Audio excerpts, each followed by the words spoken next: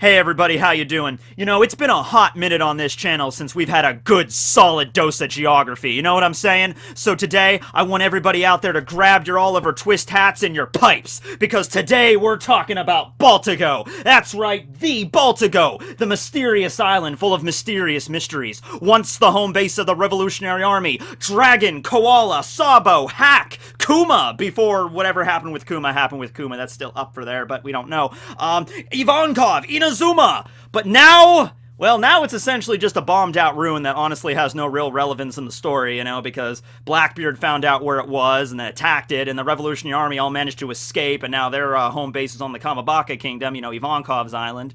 And eventually even the Cypher Pole got involved with Blackbeard there, so the world government now knows where it's located, and it was mass publicized in the World Economic Journal, like, hey, Baltigo exists, and here it is. So, not very practical for a home base anymore, but get ready, because it's still geography that's good enough for me, so we're talking about today. Lock in!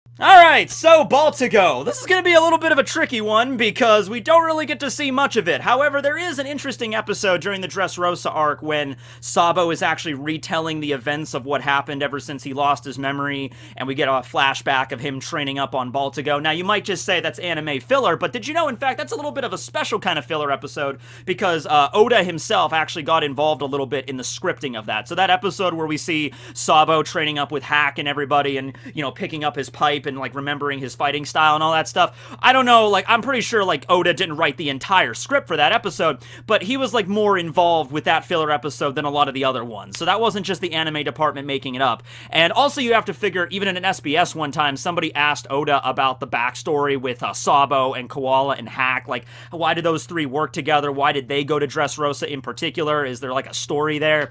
And Oda pretty much, you know, he laid it all out, very similar to the story of how he told, how Sachi, Penguin, and Beppo all met Law. You know, like, he says, I don't really have time to explain the full story in the manga itself. I don't really know where I would fit it in. But yeah, it's like Beppo, Sachi, and Penguin all met Law on that island in the North Blue. And with Koala and Sabo, he's like, yeah. So Sabo joined up with the Revolutionary Army right after the whole incident at Grey Terminal, and he was trained by Hack, and then Koala eventually ended up there, and they all just kind of grew up together. You know, it's something that I really don't think I'll have time to show in the main story, but yeah, that's what we have right there with them. So, yeah, we get a little bit of more of Baltigo in that episode, but, you know, even then I was thinking, like, oh, okay, maybe that's something to go on, but yeah, when you actually think about it, we're probably not going to get much more of Baltigo. If anything, we might get it in that big, epic dragon flashback, which probably is going to happen at some point in One Piece. I can't wait for that. I mean, there's a lot of really epic flashbacks. We gotta have Roger's flashback at one point, like a proper flashback involving Roger as the central character. I know we had Odin's, but Odin was the central character there, not Roger, so there was a lot of stuff that was left out. We gotta have a lot of really cool stuff here coming up, but I want to see the flashback with Dragon, and probably Garp is also going to be involved there, of how that whole family tree happened, the story of Luffy's mother, the story of Luffy's birth. I'm pretty sure that has to be included in One Piece at some point. So, yeah, we'll probably see Baltigo again in flashbacks, and maybe that's what Oda was intending, but for the actual present storyline of One Piece, it'll probably be mentioned, you know, maybe the island itself had some sort of relevance, like we see some ruins there, like that's where the Revolutionary Army actually set up their home base, like in these old school ruins. So there might be something with that, like Sabo or Dragon might explain, oh yeah, there was something on Baltigo and that's why we set up base there, but probably mostly we're going to get a flashback, we're going to see Dragon beginning the Revolutionary Army, and like, well, we need a home base of operations, and then discovering the island of Baltigo, alright? So Baltigo is also known as White Soil Island, Island of White Soil, okay? It is a vast empty wasteland covered with just rocks and some scrubland. You got the ruins there, these tall rocks just basically looks like they're stacked up on top of each other where the Revolutionary Army home base was, but other than that, really not much for miles around. It's just a lot of windy wasteland. So Baltigo is essentially Utah if you just, you know, gave it a new coat of paint, essentially. Not really much to talk about in terms of that kind of geography. However, it is important to mention that that island was regarded as like a mysterious land. Like, like nobody knew where it was at. It's just like the land that might or like may or may not exist, Baltigo. We don't really know where it's at.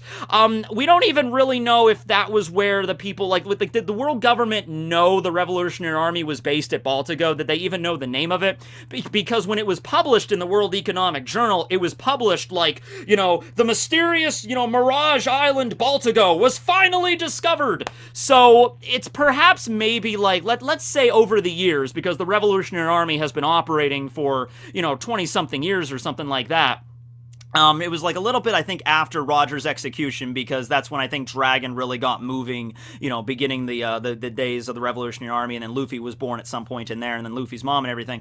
But you'd figure over the course of 20 years, some of the Revolutionary Army members, their soldiers, probably have been captured by the world government and the Marines, and they might have leaked some information at some point, like, yeah, our home base is on Baltigo, good luck finding it. So the world government probably knew the name of the place, and that seems to imply that Baltigo, for a long time, even before Dragon set it up as the Revolutionary Army base, held some significance as like the mysterious, like, I'm sure there's a bunch of these in the Grand Line, because the Grand Line is so difficult to navigate. There's probably a lot of islands that might show up in logbooks from like 400 years ago, like even like the Sky Islands, like, the St. Brice took that journey up to the Sky Islands, and then, Nolan did, and there's all these references to like Sky Islands, but no one can really confirm their existence. Baltigo might have been one of those. There might have been references to like, oh yeah, like 500 years ago, this explorer landed on a pure white island filled with white soil and some ruins, and he called it Baltigo.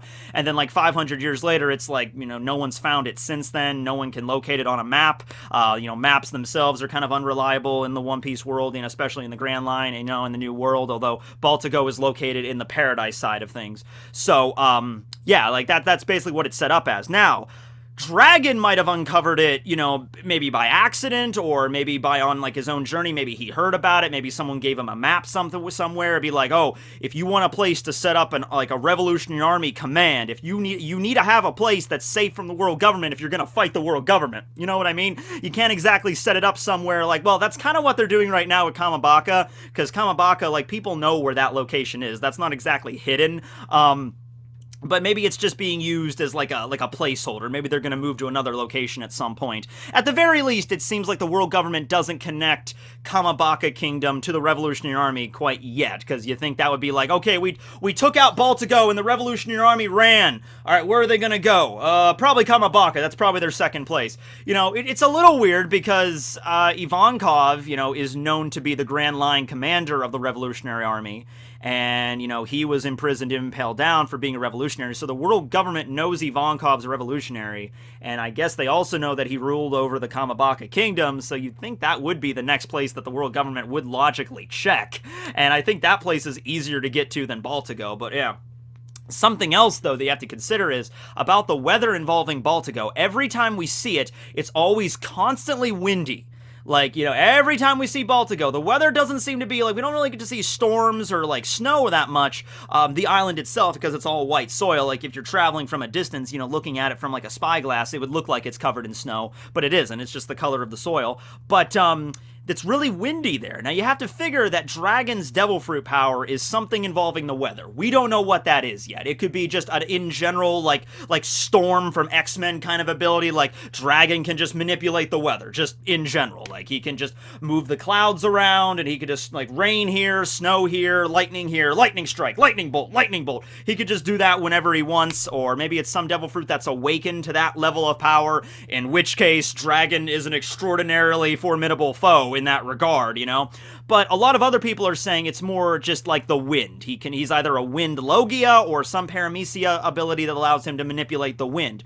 Even being able to just manipulate the wind does basically give you access to other kind of weather patterns, as long as you know what you're doing. If you could control the wind, you can bring in clouds from a distance and be like, all right, I'm going to bring clouds over here and I'm just going to make it rain, like, whenever I want. So not like the exact complete control over the weather, but if you're trained with it enough, and if you're an awakened user of, like, this wind fruit, then yeah, the level of stuff you could do with it would be disastrous, okay? So I like to think that whenever Dragon set up his home base at Baltigo, he uses his Devil Fruit power constantly to protect protect the island. So with that ability, you keep in mind most ships in One Piece are sailing ships with sails, you know? Now the Marines do have some other ones that have like paddles and things, and the Sunny is a paddle ship, you know, when it wants to be. And well, the Sunny actually has like an engine now. So there's a few ships like that, but by and large, the vast majority of ships in the One Piece world are propelled through sails, you know, in the wind. He who controls the wind controls the world. Honestly, that's pretty much true. So I can imagine, you know, Dragon being like, you know, I'm gonna put up like this wind current, you know, throughout the, like, surrounding the island. So if anybody gets within like 5 miles of this place, the wind just, not enough to like destroy their ship, but it just kind of like pushes them away so they can never really get close to it, okay? It might be something like that. And if Dragon was subtle enough with it, you wouldn't even expect that it's like, oh, Dragon must be using his wind powers to propel us away from the island. No, if you're just sailing and just being like, sir, there's a really strong headwind coming. I don't think we're going to be able to get much further. We're going to have to change direction. You know, there'd be, like, if Baltigo's located right here, like, there might be a bunch of ships that would just be sailing around the damn thing and just never notice. Also, keep in mind, the weather in the Grand Line changes constantly. So if you're just a Marine and you're sailing and then the weather changes all of a sudden, like, oh yeah, that one patch of the Grand Line for whatever reason always has really strong wind. We don't know why, but from what we understand, there's nothing there. It's just this weird weather pattern. Just chalk it up to, like, weather pattern of the Grand Line number 472. It's weird. Let's just go around. So if it was like that for years, you know, ever since Dragon started up the base, then eventually people would just stop asking questions, right? Or it'd be really difficult to get, like, once again, even if you knew where it was located, it would still probably be a little bit difficult to get to, okay? So, yeah, in terms of geography, I pretty much covered everything. In that episode, though, we do get a little bit of a look inside of the buildings that the Revolutionary Army, I'm assuming, constructed out of these ruins. We get to see it a little bit before that, like when we're first introduced to Dragon after Eni's lobby, after Luffy gets his 300 million berry bounty. We see Dragon for the first time there, world's most wanted man, and he steps outside and at the sunset, and he's like, Luffy, you know, in the not the Four Kids. We never got, no, yeah, no, we did get Dragon in the Four Kids because he showed up at Logtown. Oh man, I don't even remember what Dragon's voice was like in the Four Kids. I'd have to go back and check that. But in the Funimation version, they make Dragon sound like Batman, like a Christian Bale Batman. So it's like, Luffy, my son, the first time that we meet will be coming soon. I promise you. Just keep heading on forward, Luffy. With a will such as yours and a little luck, you might just change the world. I'm Dragon. Batman. I mean, I'm Batman Dragon. I'm Dragman. Yeah, I'm Dragman. Okay, so that's how he is. But we see it just like a command center there where they have a bunch of different papers and maps and everything. They're a Revolutionary Army, and they're going to be communicating with each other. It's like the home base.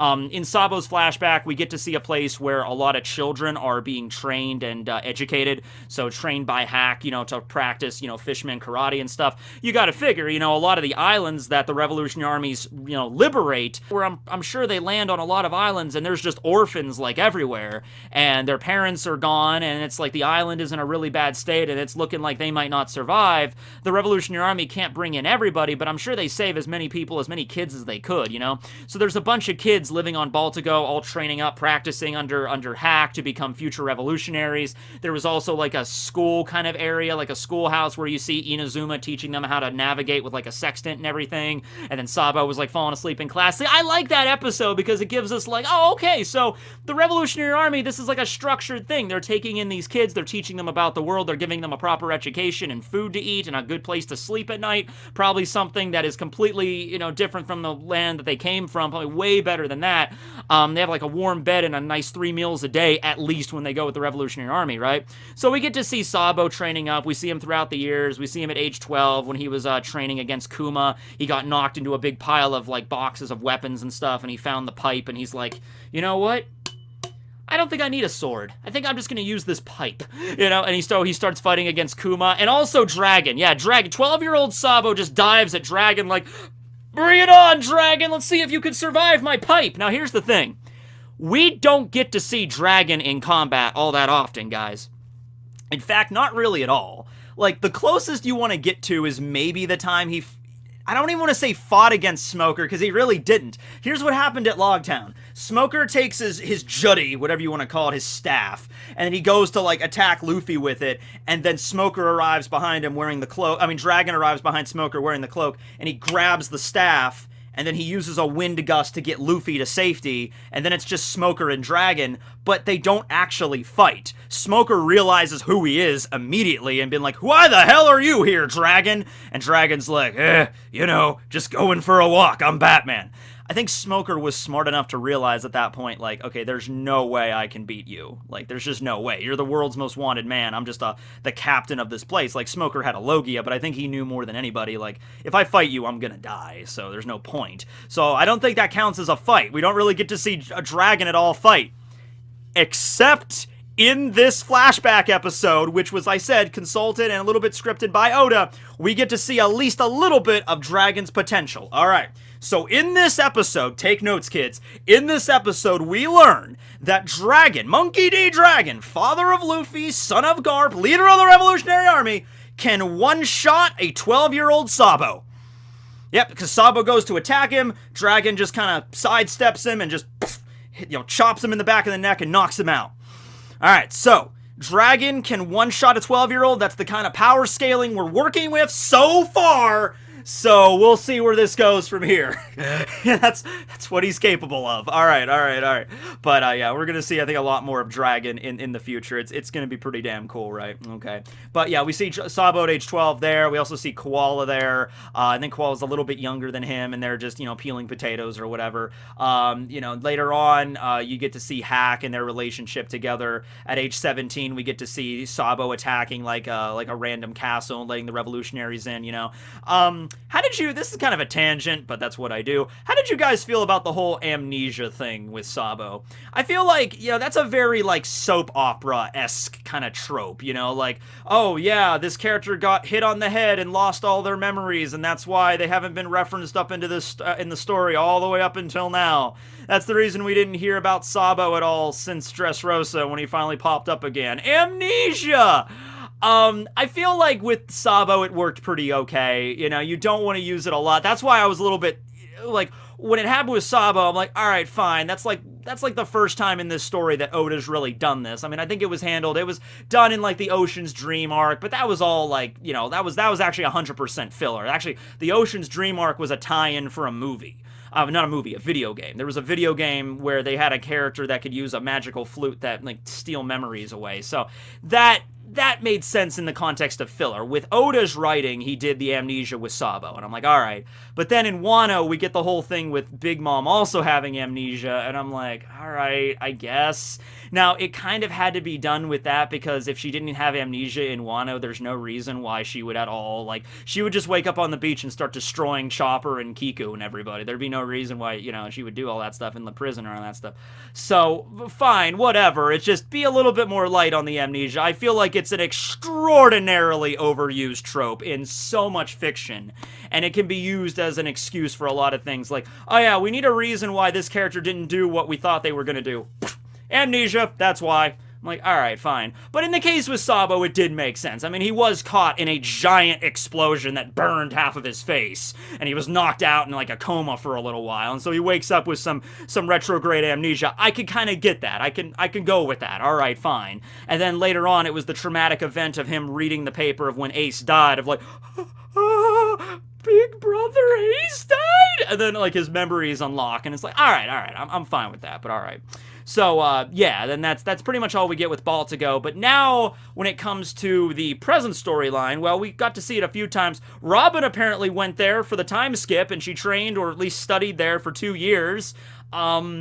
She doesn't really talk about it very much. I'm assuming Dragon and the other higher-ups were like, yeah, Robin, probably don't tell, everybody about this. I mean, Luffy doesn't really care. I mean, I know it's Luffy's dad, but Luffy himself doesn't really care about what Dragon's doing or anything. So Robin was probably just like, alright, I'm not gonna blab about everything I did at Baltigo. It's kind of, really important stuff there, because the Revolutionary Army are literally fighting against the world government and stuff. But I'm sure she learned a lot of stuff while she was there.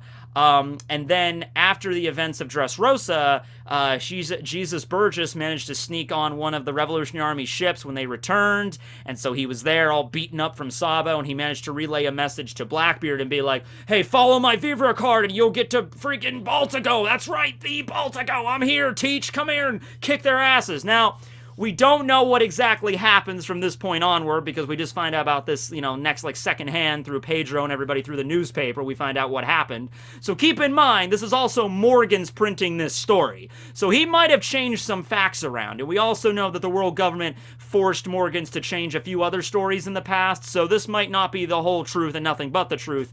But according to the story, the Blackbeard pirates followed Burgess's Viva card. They got to Baltigo and they just devastated the place. All right, we even see that in the paper. Like that's the picture in the paper. That at least hasn't been like I don't think they have Photoshop in the One Piece world. They might. I don't know.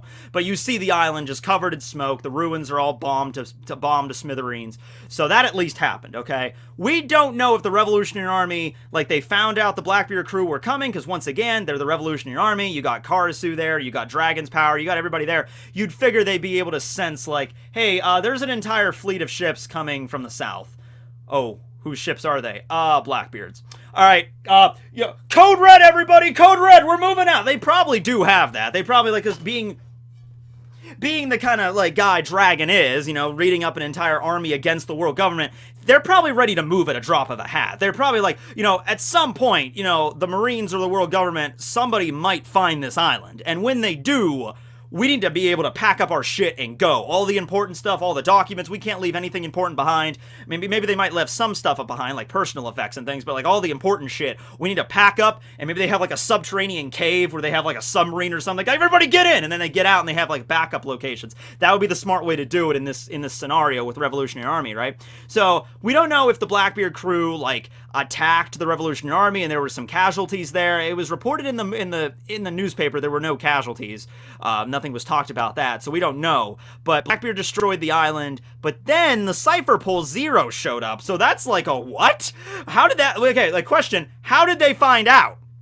Unless the Cypher Pole Aegis Zero, unless Blackbeard's and Burgess's conversation was tapped by the Aegis Zero, which could very likely happen because they have wiretapping technology. This is a Yonko we're talking about, so they'd be keeping tabs on Blackbeard and his movements, and he hears about oh crap, it turns out that freaking they found Baltigo. All right, so apparently Blackbeard went there, destroyed the island, then the CP0 showed up, and Blackbeard escaped and got away. By the way, we don't know if Blackbeard himself went. We just know the Blackbeard pirates did stuff there and attacked the island. So at any rate, right now, Blackbeard knows where it's located, as do the world government. The world government probably went over that place with a fine-tooth comb, every grain of sand. Okay, where are they at now? What are they doing? What do they know? What's their master plan? What are they plotting? They probably went over everything. But I guess they didn't find really much of anything, though, because the whole plan for them to infiltrate Marijois and the Tenryubito and declare war on them at Reverie, the world government didn't know about that until it happened, until Sabo was actively doing it. So I guess they got all the important information out of Baltigo. They didn't leave anything behind like that. I guess it also helps that there's no computers or any information like that in the One Piece world. It's just all physical documents. So just make sure to keep all the documents in one room, and then you can just throw it all in a freaking binder, throw it all in a briefcase, and get the hell out of there. Something like that. So yeah, that's where we're at right now with Baltigo. Not really much to talk about, but I'm assuming right now the government put up their own little base there, and they know where it's located now, so they probably put up their own little, maybe just a relay point or something, or some other organization there. Maybe they gave it over to the Marines, this is the new Marine, cordon, or little location you're going to be based off now. So at least the Revolutionary Army can never come back to Baltigo, or anybody else can come back and set it up. We own this island now, so the Marines and the world government are going to take it from there. So that's probably why I'm figuring we're not going to see much of Baltigo in the present storyline, but in flashbacks, definitely. I'm feeling like there's some major historical significance with it. The way that, Dragon found it is probably itself going to be an interesting story. I don't think Dragon was just well, I gotta start me up a revolutionary army. Got to fight against the world government. Where am I going to put it at? Oh, hey, look, an island that nobody knows about. The mysterious island of Baltigo. It's so convenient that I found it just when I needed it. It's like the room of requirement from Harry Potter. Okay.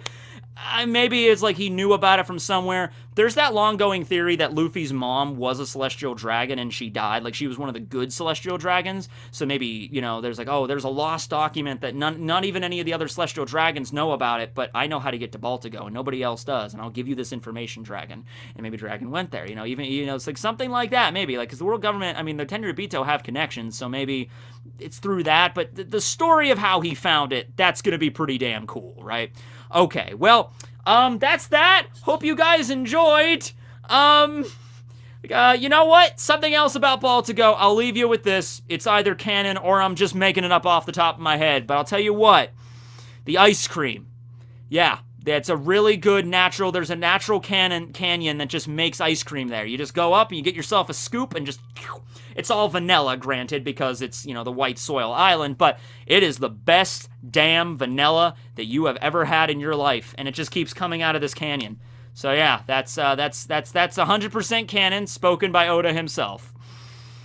The Endless Vanilla Ice Cream Canyon on Baltigo. All right, well, hope you guys enjoyed, everybody. Tekking, signing out.